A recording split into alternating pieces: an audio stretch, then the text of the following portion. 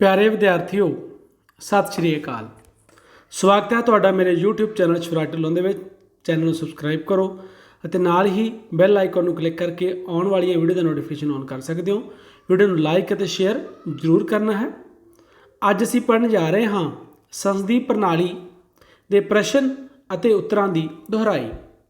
इस वीडियो दे मैं 3 भागों के इस पाठ में पढ़ाया है, अर्थात संसदीय प्रणाली का नमूना जिहड़ा पाठ है इहदियां मैं ਵੱਖ-ਵੱਖ 3 वीडियो बनाईयां हैं। तो तुसीं तिन्ने वीडियो संसदीय प्रणाली का नमूना पार्ट 1, 2 और 3 देख सकते हो और उहदे विच विस्तार दे नाल पूरे लैसन नूं कवर किया गया है। इस वीडियो दे विच असीं इस पाठ के 1 और 2 नंबरों वाले प्रश्नों उत्तरां दी दोहराई करांगे।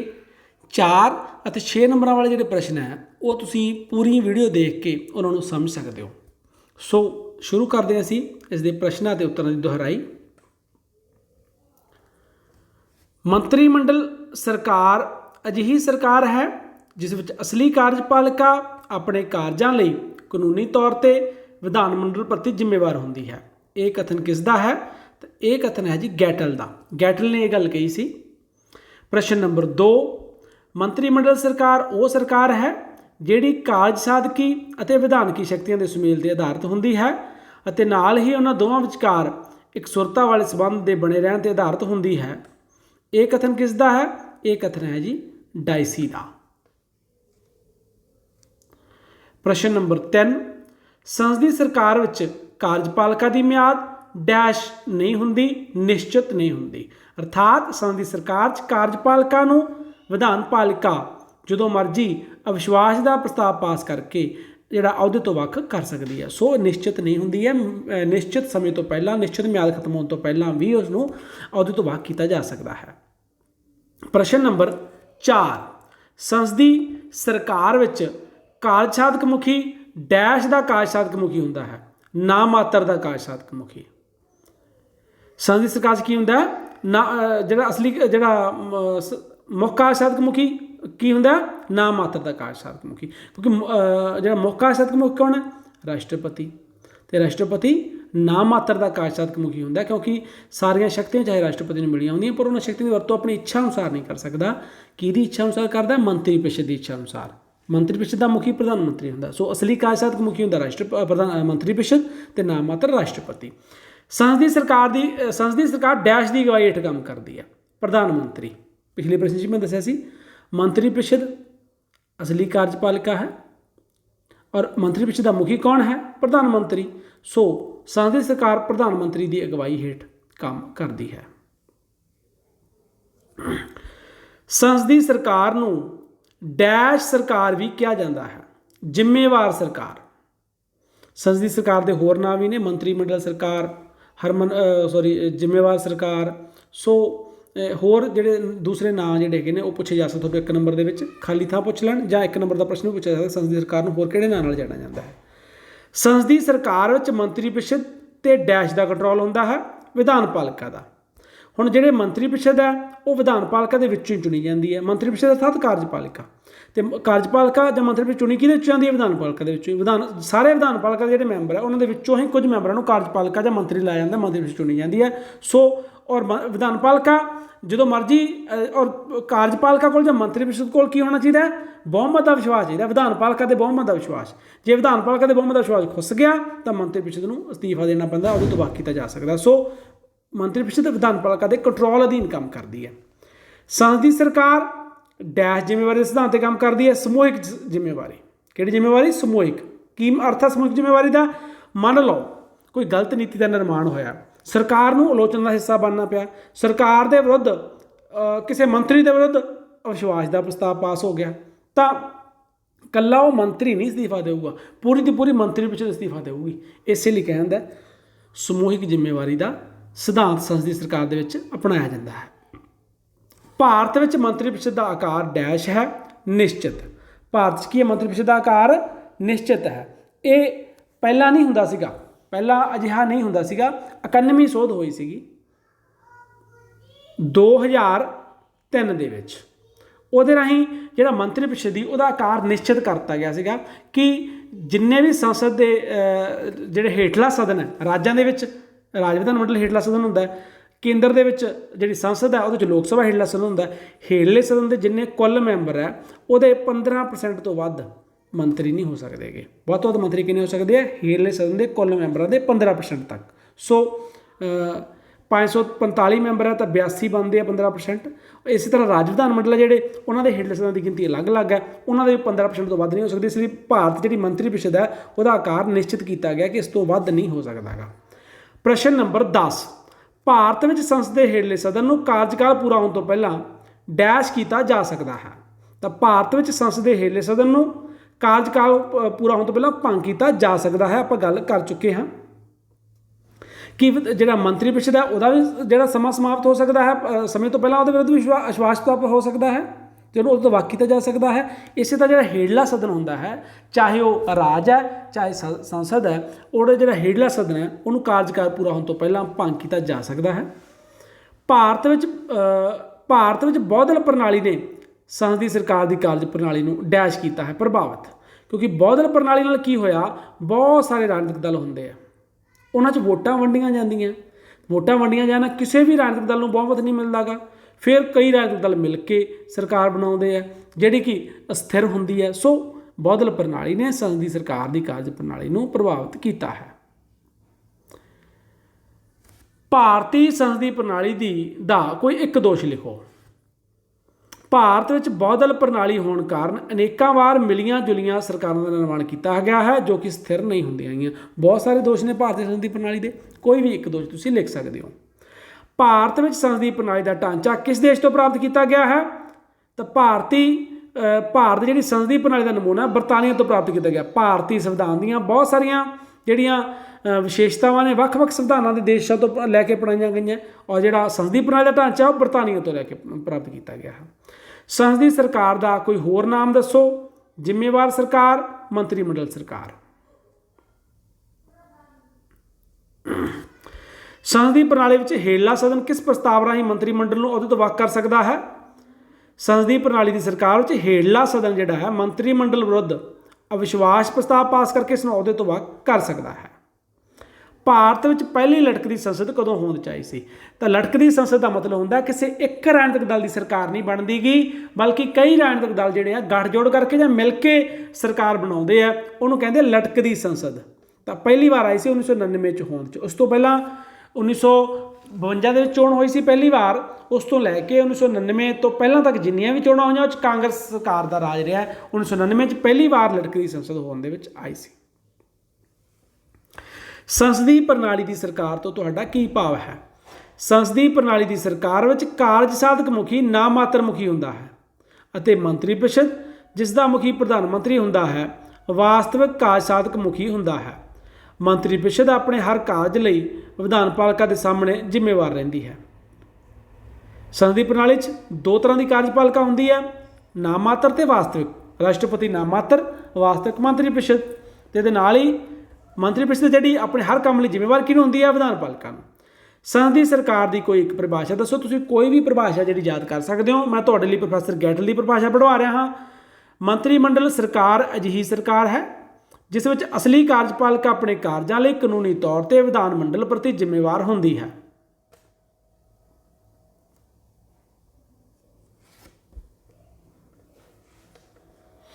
ਭਾਰਤ ਵਿੱਚ ਸੰਸਦੀ ਸਰਕਾਰ ਬਣਾਏ ਜਾਣ ਲਈ ਜ਼ਿੰਮੇਵਾਰ ਕੋਈ ਦੋ ਕਾਰਨ ਲਿਖੋ। ਅਸੀਂ ਬਹੁਤ ਸਾਰੇ ਪੜ੍ਹੇ ਸੀ ਕਾਰਨ ਕਿ ਕਿਉਂ ਭਾਰਤ ਸੰਸਦੀ ਸਰਕਾਰ ਬਣਾਈ ਗਈ ਹੈ। ਤਾਂ ਕੋਈ ਵੀ ਦੋ ਤੁਸੀਂ ਲਿਖ ਸਕਦੇ ਹੋ। ਭਾਰਤੀਆਂ ਨੂੰ ਸੰਸਦੀ ਪ੍ਰਣਾਲੀ ਦੀ ਸਰਕਾਰ ਚਲਾਏ ਜਾਣ ਦਾ ਪਹਿਲਾ ਤਜਰਬਾ ਸੀ। ਇਹ ਜ਼ਿੰਮੇਵਾਰ ਅਤੇ ਲੋਕਤੰਤਰੀ ਸਿਧਾਂਤਾਂ ਤੇ ਆਧਾਰਿਤ ਸਰਕਾਰ ਹੈ। ਪ੍ਰਸ਼ਨ ਨੰਬਰ 20, ਭਾਰਤ ਵਿੱਚ ਸੰਸਦੀ ਸਰਕਾਰ ਦੀਆਂ ਕੋਈ ਦੋ ਵਿਸ਼ੇਸ਼ਤਾਵਾਂ ਲਿਖੋ। ਭਾਰਤ ਵਿੱਚ ਨਾਮ ਮਾਤਰ ਦੀ ਕਾਰਜਪਾਲਿਕਾ ਅਤੇ ਵਾਸਤਵਿਕ ਕਾਰਜਪਾਲਿਕਾ ਵਿੱਚ ਭੇਦ ਕੀਤਾ ਜਾਂਦਾ ਹੈ। ਭਾਰਤ ਵਿੱਚ ਕਾਰਜਪਾਲਿਕਾ ਅਤੇ ਵਿਧਾਨ ਪਾਲਿਕਾ ਵਿਚਕਾਰ ਗੂੜੇ ਸੰਬੰਧ ਹਨ। ਨਾਮ ਮਾਤਰ ਦੀ ਕਾਰਜਪਾਲਿਕਾ ਤੋਂ ਤੁਹਾਡਾ ਕੀ ਭਾਵ ਹੈ? ਜਦੋਂ ਕਾਰਜ ਸਾਧਕ ਮੁਖੀ ਆਪਣੀਆਂ ਸ਼ਕਤੀਆਂ ਦਾ ਪ੍ਰਯੋਗ ਖੁਦ ਨਾ ਕਰਦਾ ਹੋਵੇ ਸਗੋਂ ਉਸ ਦੇ ਨਾਂ ਤੇ ਸ਼ਕਤੀਆਂ ਵਰਤੀਆਂ ਜਾਂਦੀਆਂ ਹੋਣ ਤਾਂ ਉਸਨੂੰ ਨਾਮ ਮਾਤਰ ਕਾਰਜਪਾਲਿਕਾ ਕਿਹਾ ਜਾਂਦਾ ਹੈ। ਭਾਰਤ ਵਿੱਚ ਰਾਸ਼ਟਰਪਤੀ ਨਾਮ ਮਾਤਰ ਕਾਰਜ ਸਾਧਕ ਮੁਖੀ ਹੈ ਕਿਉਂਕਿ ਸੰਵਿਧਾਨ ਅਨੁਸਾਰ ਸਾਰੀਆਂ ਸ਼ਕਤੀਆਂ ਮਿਲੀਆਂ ਕਿਹਨੂੰ ਹੈ? ਰਾਸ਼ਟਰਪਤੀ ਨੂੰ। ਪਰ ਉਹਨਾਂ ਸ਼ਕਤੀਆਂ ਦੀ ਵਰਤੋਂ ਆਪਣੀ ਮਰਜ਼ੀ ਅਨੁਸਾਰ ਨਹੀਂ ਕਰਦਾ ਹੈਗਾ, ਉਹ ਕਰਦਾ ਮੰਤਰੀ ਪ੍ਰੀਸ਼ਦ ਦੀ ਸਲਾਹ ਅਨੁਸਾਰ ਜੋ ਉਹਦੇ ਲਈ ਮੰਨਣੀ ਜ਼ਰੂਰੀ ਹੈ। ਸੋ ਮੰਤਰੀ ਪ੍ਰੀਸ਼ਦ ਅਸਲੀ ਕਾਰਜਪਾਲਿਕਾ ਤੇ ਰਾਸ਼ਟਰਪਤੀ ਨਾਮਮਾਤਰ ਕਾਰਜਪਾਲਿਕਾ ਹੈ। ਭਾਰਤ ਵਿੱਚ ਨਾਮਮਾਤਰ ਕਾਰਜ ਸਾਧਕ ਮੁਖੀ ਕੌਣ ਹੈ? ਆਪਾਂ ਗੱਲ ਕਰ ਚੁੱਕੇ ਹਾਂ ਕਿ ਭਾਰਤ ਵਿੱਚ ਕੇਂਦਰ 'ਚ ਰਾਸ਼ਟਰਪਤੀ ਤੇ ਰਾਜਾਂ 'ਚ ਰਾਜਪਾਲ ਨਾਮਮਾਤਰ ਦਾ ਕਾਰਜ ਸਾਧਕ ਮੁਖੀ ਹਨ। ਸੰਸਦੀ ਸਰਕਾਰ ਵਿੱਚ ਪ੍ਰਧਾਨ ਮੰਤਰੀ ਦੀ ਅਗਵਾਈ ਤੋਂ ਤੁਹਾਡਾ ਕੀ ਭਾਵ ਹੈ? ਸੰਸਦੀ ਸਰਕਾਰ ਵਿੱਚ ਪ੍ਰਧਾਨ ਮੰਤਰੀ ਮੰਤਰੀ ਮੰਡਲ ਦਾ ਗਠਨ ਕਰਦਾ ਹੈ, ਮੰਤਰੀਆਂ ਵਿਚਕਾਰ ਮਹਿਕਮੇ ਦੀ ਵੰਡ ਕਰਦਾ ਹੈ, ਮੰਤਰੀ ਮੰਡਲ ਦੀਆਂ ਮੀਟਿੰਗਾਂ ਦੀ ਪ੍ਰਧਾਨਗੀ ਕਰਦਾ ਹੈ ਤੇ ਮੰਤਰੀਆਂ ਦੇ ਕੰਮਾਂ ਦੀ ਨਿਗਰਾਨੀ ਕਰਦਾ ਹੈ। ਸਮੂਹਿਕ ਜ਼ਿੰਮੇਵਾਰੀ ਤੋਂ ਤੁਹਾਡਾ ਕੀ ਭਾਵ ਹੈ? ਵੈਰੀ ਵੈਰੀ ਇੰਪੋਰਟੈਂਟ ਪ੍ਰਸ਼ਨ ਹੈ, ਬਹੁਤ ਵਾਰ ਪੁੱਛਿਆ ਜਾਣ ਵਾਲਾ। ਸਮੂਹਿਕ ਜ਼ਿੰਮੇਵਾਰੀ ਕੀ ਹੈ? ਸੰਸਦੀ ਸਰਕਾਰ ਸਮੂਹਿਕ ਜ਼ਿੰਮੇਵਾਰੀ ਦੇ ਸਿਧਾਂਤ ਤੇ ਕੰਮ ਕਰਦੀ ਹੈ। ਮੰਤਰੀ ਮੰਡਲ ਆਪਣੇ ਕਾਰਜਾਂ ਤੇ ਨੀਤੀਆਂ ਲਈ ਸਮੂਹਿਕ ਤੌਰ ਤੇ ਸੰਸਦ ਦੇ ਸਾਹਮਣੇ ਜ਼ਿੰਮੇਵਾਰ ਹੁੰਦਾ ਹੈ। ਕਿਵੇਂ? ਮੰਨ ਲਓ ਜੇਕਰ ਕੋਈ ਵੀ ਜਿਹੜੀ ਨੀਤੀ ਹੈ ਉਹ ਅਸਫਲ ਰਹਿੰਦੀ ਹੈ, ਆਲੋਚਨਾ ਹੁੰਦੀ ਹੈ, ਕੋਈ ਵੀ ਗਲਤ ਕੰਮ ਹੋ ਜਾਂਦਾ, ਗਲਤ ਕਾਨੂੰਨ ਦਾ ਨਿਰਮਾਣ ਹੋ ਜਾਂਦਾ ਹੈ, ਸਰਕਾਰ ਕੋਈ ਵੀ ਗਲਤ ਕਦਮ ਉਠਾ ਲੈਂਦੀ ਹੈ, ਉਹਦੀ ਆਲੋਚਨਾ ਹੁੰਦੀ ਹੈ ਔਰ ਉਹਦੇ ਵਿਰੁੱਧ ਉਸ ਮੰਤਰੀ ਦੇ ਵਿਰੁੱਧ ਅਵਿਸ਼ਵਾਸ ਪ੍ਰਸਤਾਵ ਜਿਹੜੀ ਹੈਗੀ ਵਿਧਾਨ ਪਾਲਿਕਾ ਪਾਸ ਕਰ ਦਿੰਦੀ ਹੈ, ਤਾਂ ਸਿਰਫ ਉਸ ਮੰਤਰੀ ਨੂੰ ਹੀ ਅਸਤੀਫਾ ਨਹੀਂ ਦੇਣਾ ਪਊਗਾ, ਪੂਰੀ ਦੀ ਪੂਰੀ ਮੰਤਰੀ ਪ੍ਰੀਸ਼ਦ ਨੂੰ ਹੀ ਅਸਤੀਫਾ ਦੇਣਾ ਪਵੇਗਾ। ਇਹ ਹੈ ਸਮੂਹਿਕ ਜ਼ਿੰਮੇਵਾਰੀ ਦਾ ਸਿਧਾਂਤ। ਇਸੇ ਕਰਕੇ ਕਿਹਾ ਜਾਂਦਾ ਹੈ ਕਿ ਮੰਤਰੀ ਪ੍ਰੀਸ਼ਦ ਦੇ ਜਿਹੜੇ ਮੈਂਬਰ ਹੈ ਉਹ ਇਕੱਠੇ ਹੀ ਡੁੱਬਦੇ ਆ ਤੇ ਇਕੱਠੇ ਹੀ ਤਰਦੇ ਆ। ਵਿਅਕਤੀਗਤ ਜ਼ਿੰਮੇਵਾਰੀ ਤੋਂ ਕੀ ਭਾਵ ਹੈ? ਸੰਸਦੀ ਪ੍ਰਣਾਲੀ ਜਿੱਥੇ ਸਮੂਹਿਕ ਜ਼ਿੰਮੇਵਾਰੀ ਦਾ ਸਿਧਾਂਤ ਕੰਮ ਕਰਦਾ ਹੈ, ਉਹਦੇ ਨਾਲ ਨਾਲ ਵਿਅਕਤੀਗਤ ਜ਼ਿੰਮੇਵਾਰੀ ਦਾ ਵੀ ਸਿਧਾਂਤ ਕੰਮ ਕਰਦਾ ਹੈ। ਦੋਨੋਂ ਹੀ ਸਿਧਾਂਤ ਕੰਮ ਕਰਦੇ ਆ। ਹੁਣ ਸਮੂਹਿਕ ਬਾਰੇ ਤਾਂ ਆਪਾਂ ਜਾਣ ਲਿਆ, ਵਿਅਕਤੀਗਤ ਜ਼ਿੰਮੇਵਾਰੀ ਕੀ ਹੈ? ਹਰ ਮੰਤਰੀ ਆਪਣੇ ਮਹਿਕਮੇ ਦੀ ਜ਼ਿੰਮੇਵਾਰੀ ਨਿਭਾਉਣ ਲਈ ਵਿਅਕਤੀਗਤ ਰੂਪ ਵਿੱਚ ਜ਼ਿੰਮੇਵਾਰ ਹੁੰਦਾ, ਜਿਸ ਨੂੰ ਮੰਤਰੀ ਦੀ ਵਿਅਕਤੀਗਤ ਜ਼ਿੰਮੇਵਾਰੀ ਕਿਹਾ ਜਾਂਦਾ ਹੈ। ਹੁਣ ਜ਼ਿੰਮੇਵਾਰੀ ਹੈ ਕਿਵੇਂ?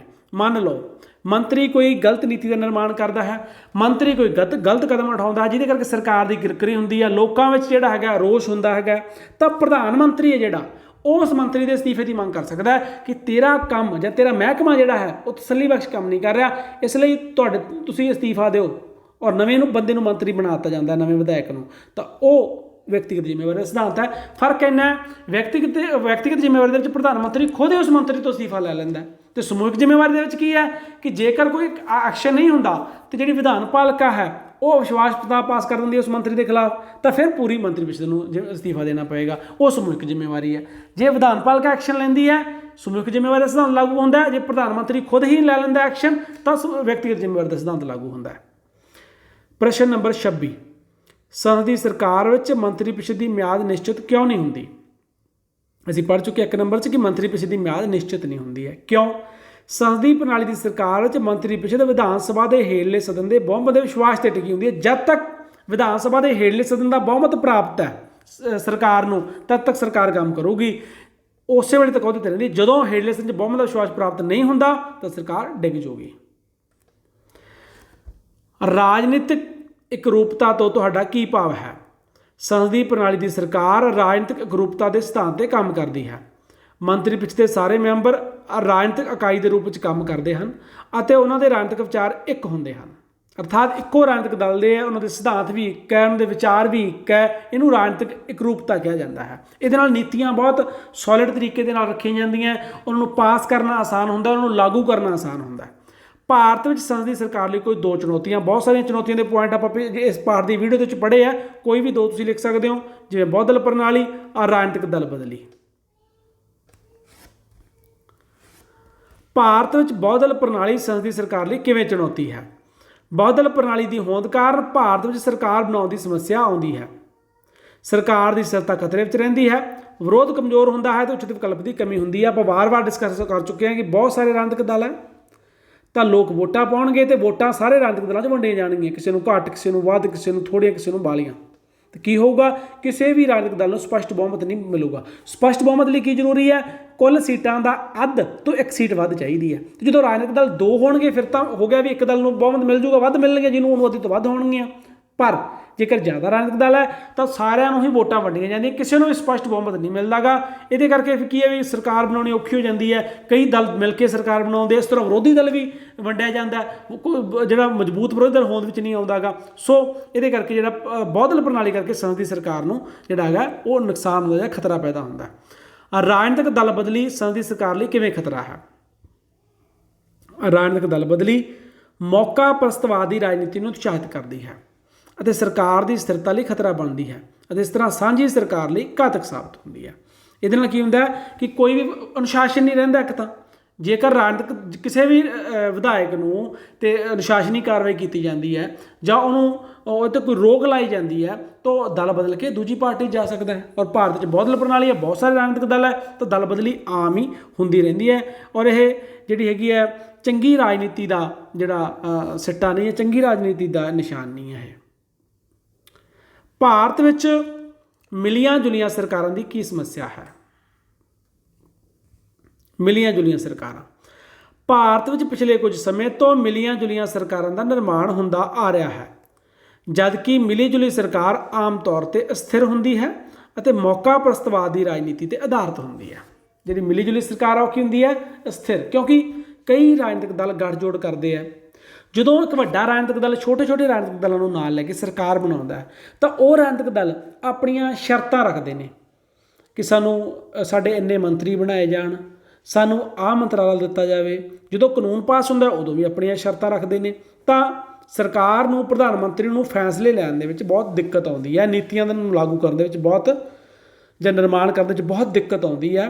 ਅਤੇ ਜਦੋਂ ਵੀ ਉਹ ਕੋਈ ਰਾਜਨੀਤਿਕ ਦਲ ਨਾਰਾਜ਼ ਹੋ ਜਾਂਦਾ ਅਤੇ ਆਪਣਾ ਸਮਰਥਨ ਵਾਪਸ ਲੈਂਦਾ ਤਾਂ ਸਰਕਾਰ ਨੂੰ ਖਤਰਾ ਪੈਦਾ ਹੋ ਜਾਂਦਾ। ਇਸ ਗੱਲ ਦੇ ਉੱਤੇ ਜਿਹੜੇ ਰਾਜਨੀਤਿਕ ਦਲ ਹੈ ਉਹ ਪ੍ਰਧਾਨ ਮੰਤਰੀ ਜਾਂ ਮੰਤਰੀ ਨੂੰ ਬਲੈਕਮੇਲ ਕਰਨ ਦੀ ਕੋਸ਼ਿਸ਼ ਕਰਕੇ ਆਪਣੀਆਂ ਗੱਲਾਂ ਮਨਾਉਣ ਦੀ ਵੀ ਕੋਸ਼ਿਸ਼ ਕਰਦੇ ਆ। ਇਸ ਕਰਕੇ ਜਿਹੜੀ ਮਿਲੀ ਜੁਲੀ ਸਰਕਾਰ ਹੈ ਉਹ ਅਸਥਿਰ ਹੁੰਦੀ ਹੈ, ਉਹ ਮੌਕਾ ਪ੍ਰਸਤਵਾਦੀ ਰਾਜਨੀਤੀ 'ਤੇ ਆਧਾਰਿਤ ਹੁੰਦੀ ਹੈ। ਭਾਰਤ ਵਿੱਚ ਵੱਧ ਰਿਹਾ ਅਪਰਾਧੀਕਰਨ ਸੰਸਦੀ ਸਰਕਾਰ ਲਈ ਕਿਵੇਂ ਖਤਰਨਾਕ ਹੈ? ਭਾਰਤ ਵਿੱਚ ਪਿਛਲੇ ਕੁਝ ਸਾਲਾਂ ਤੋਂ ਵਿਧਾਨ ਸਭਾਵਾਂ ਅਤੇ ਸੰਸਦ ਵਿੱਚ ਅਪਰਾਧਿਕ ਪਿਛੋਕੜ ਵਾਲੇ ਤੱਤਾਂ ਦਾ ਪ੍ਰਭਾਵ ਵੱਧ ਰਿਹਾ ਹੈ, ਜੋ ਕਿ ਸੰਸਦੀ ਸਰਕਾਰ ਦੀ ਜਿਹੜਾ ਖੋਖਲੀਆਂ ਕਰ ਰਿਹਾ ਹੈ।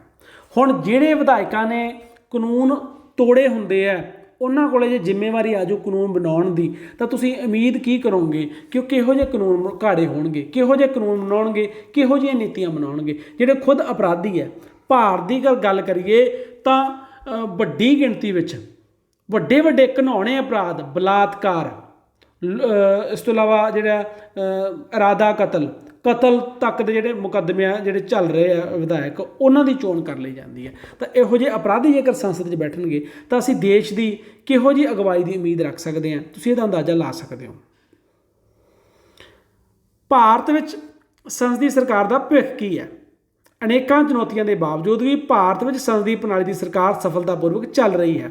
ਇਸ ਦੇ ਭਵਿੱਖ ਨੂੰ ਉਜਲ ਬਣਾਉਣ ਲਈ ਇਸ ਦੇ ਰਾਹ ਵਿੱਚ ਆਉਣ ਵਾਲੀਆਂ ਰੁਕਾਵਟਾਂ ਨੂੰ ਦੂਰ ਕੀਤਾ ਜਾਣਾ ਜ਼ਰੂਰੀ ਹੈ। ਚਾਹੇ ਉਸ ਹੱਦ ਤੱਕ ਸਰਕਾਰ ਸਫਲ ਨਹੀਂ ਹੋਈ ਹੈ ਜਿਸ ਹੱਦ ਤੱਕ ਵਿਕਸਿਤ ਦੇਸ਼ਾਂ ਜਿਵੇਂ ਇੰਗਲੈਂਡ ਵਿੱਚ ਹੈ, ਪਰ ਫਿਰ ਵੀ ਹਜੇ ਤੱਕ ਸੰਸਦੀ ਪ੍ਰਣਾਲੀ ਭਾਰਤ ਵਿੱਚ ਚੱਲ ਰਹੀ ਹੈ।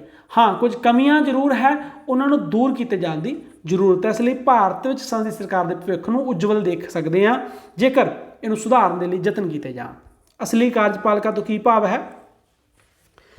ਜਿਹੜੀ ਕਾਰਜਪਾਲਿਕਾ ਵਾਸਤਵਿਕ ਰੂਪ ਵਿੱਚ ਕਾਰਜ ਸਾਧਕੀ ਸ਼ਕਤੀਆਂ ਦਾ ਪ੍ਰਯੋਗ ਕਰਦੀ ਹੋਵੇ ਨੂੰ ਅਸਲੀ ਜਾਂ ਵਾਸਤਵਿਕ ਕਾਰਜਪਾਲਿਕਾ ਕਿਹਾ ਜਾਂਦਾ ਹੈ। ਭਾਰਤ ਵਿੱਚ ਮੰਤਰੀ ਪ੍ਰੀਸ਼ਦ ਜਿਸ ਦਾ ਮੁਖੀ ਪ੍ਰਧਾਨ ਮੰਤਰੀ ਹੈ ਨੂੰ ਅਸਲੀ ਕਾਰਜਪਾਲਿਕਾ ਕਿਹਾ ਜਾਂਦਾ ਹੈ। ਅਸੀਂ ਗੱਲ ਕਰ ਚੁੱਕੇ ਹਾਂ ਕਿ ਦੋ ਤਰ੍ਹਾਂ ਦੀ ਕਾਰਜਪਾਲਿਕਾ ਹੁੰਦੀ ਹੈ, ਨਾਮ ਮਾਤਰ ਅਤੇ ਅਸਲੀ। ਨਾਮ ਮਾਤਰ ਜਿਹਨੂੰ ਸੰਵਿਧਾਨ ਅਨੁਸਾਰ ਸਾਰੀਆਂ ਸ਼ਕਤੀਆਂ ਮਿਲੀਆਂ ਹੋਈਆਂ ਪਰ ਉਹਨਾਂ ਦਾ ਪ੍ਰਯੋਗ ਉਹ ਆਪਣੀ ਇੱਛਾ ਅਨੁਸਾਰ ਨਹੀਂ ਕਰਦਾ ਕਰਦਾ ਕਿਹਦੀ ਇੱਛਾ ਅਨੁਸਾਰ ਹੈ? ਮੰਤਰੀ ਪ੍ਰੀਸ਼ਦ ਦੀ ਇੱਛਾ ਦੇ ਅਨੁਸਾਰ। ਉਸ ਲਈ ਮੰਤਰੀ ਪ੍ਰੀਸ਼ਦ ਜਿਹੜੀ ਉਹ ਅਸਲੀ ਕਾਰਜਪਾਲਿਕਾ ਹੈ ਔਰ ਮੰਤਰੀ ਪ੍ਰੀਸ਼ਦ ਦੀ ਜਿਹੜੀ ਅਗਵਾਈ ਹੈ ਉਹ ਪ੍ਰਧਾਨ ਮੰਤਰੀ ਕਰਦਾ ਹੈ।